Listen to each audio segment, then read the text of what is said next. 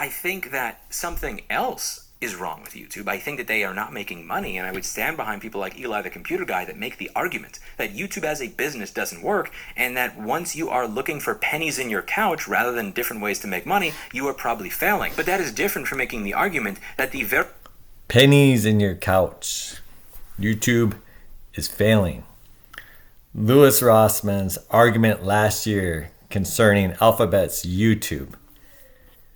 Let's see how many pennies in the couch YouTube was looking for.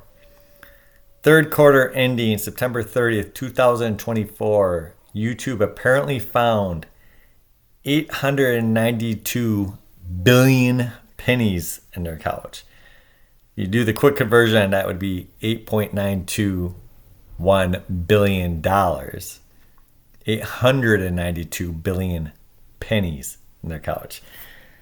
That is one ginormous couch. I mean, its backside must just be huge. Just whoever owns that couch, be careful, because JD Vance is probably coming over to your place. You know, he loves those kind of couches. Now, neither here or there, right?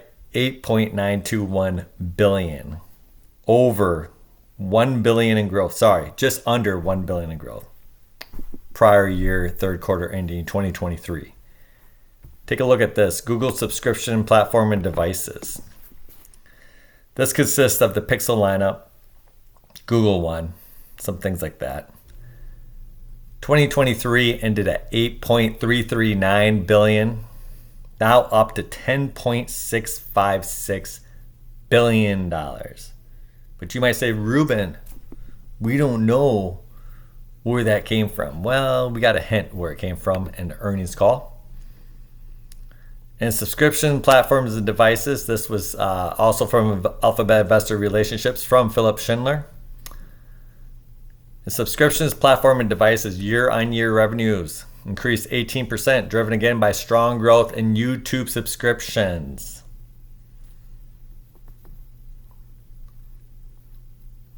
Just earlier, Sundar had mentioned,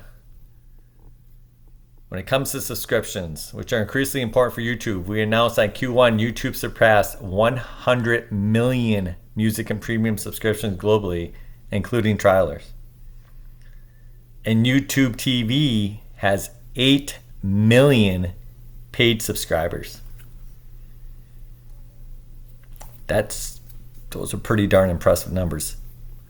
So with that, we could do some estimating, right? And with our estimating, we probably can safely assume, with the words they were saying, that YouTube is driving this growth. That of this 10.656 billion in one quarter, probably conservatively 3.6 to 4 billion of it comes from YouTube. Let's just say 3.6. I don't think that's too far off, because the Associated Press and the analyst, they had the story going around. Google bought YouTube for 1.65 billion, and now it prints 50 billion in 1 year. So they're looking back 4 quarters. Last 4 quarters have been roughly 9 billion down to 7.5 billion off ads. So if you do the math, adding it up, subscriptions would have to be around 2.5 on each quarter on average, which of course we would be increasing, and lower prior. So probably around 3.6, I think is a fair amount to say. So if we go back here, we say 3.6 billion added on to, let's just round it up to make it easier. Let's say 3.5, we'll round down there, and we'll say 9 on YouTube ads. You have 12.5 billion. That's very conservative, okay? Because remember, 50 billion in 1 year, I'm just taking a quarter of that, right? But we know that actually this would be the strongest quarter for growth. So again, super conservative. 12.5 billion. Okay, that is 1.25 trillion pennies. That is a ginormous amount of pennies, okay? So in this long-standing debate, which Louis Rossmann does not know that we're having because he is a 2 point something million YouTube subscriber, right? He's super successful. Now I'm a 0.0006 million YouTube subscriber. I am categorically, unequivocally correct with receipts, and he is wrong with no receipts for what he said. And I don't mean to say it like this, except for that it's a little frustrating to me because I used to really like Louis's content a long time ago. He made super informative videos. He knows a lot when it comes to technical things about fixing devices. But now, for the past few years, he's just turned into angry YouTube guy. I don't blame him. Paying off tremendously for him. I imagine that he makes more from YouTube than he does his own business. Probably by quite a bit too. So it's definitely not the wrong move. However, Louis, if there's any chance you watch this, you can't just be throwing any crap you want at the wall and letting it stick. I know that a lot of people do this in this environment nowadays, and that's okay, and politics, talk show hosts, things like this. But you are a tech guy. And tech guys, we like to get things right.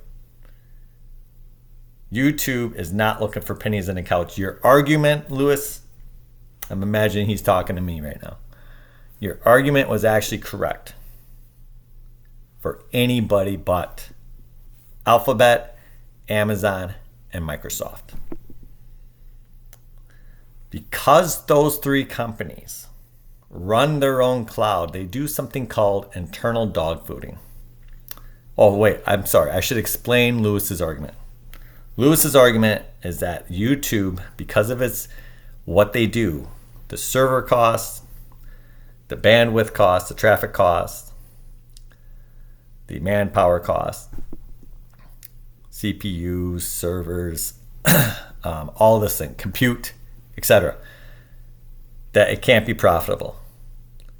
And I do agree with him. If I was to go and get a server and start it up, it would not be profitable to run a site like YouTube. But for the big three, Amazon, Microsoft, Google, with their public clouds, they just run their services on their clouds. And so it's just pure gravy. So now it doesn't become, hey, I have to buy this server. It's just for YouTube. I put it in the closet. It becomes, hey, I just distribute this on our cloud. Sometimes the server is running my request. Other times it's running our customer's request. You see how that works? We're investing in our cloud. We're building it out anyways. We're selling it to our customers. It's profitable. Or just run our own services on there too. That's what they do. So it'd be very hard for somebody else, I agree, very hard for somebody else to just start up a YouTube and be at that type of scale and be profitable. Might be possible if they could get to this point.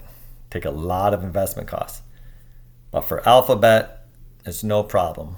For Microsoft, it would be no problem either. Amazon. 3 largest public cloud providers. This is the last video I'm going to make on this debate. Hopefully you learned something today. I also hope that you did something for yourself. Remember to invest in you. Every morning, get up, go out, do something physical. I did some yoga this morning. That was my thing. Yesterday I went for a bike ride, 45 minutes. Went very hard.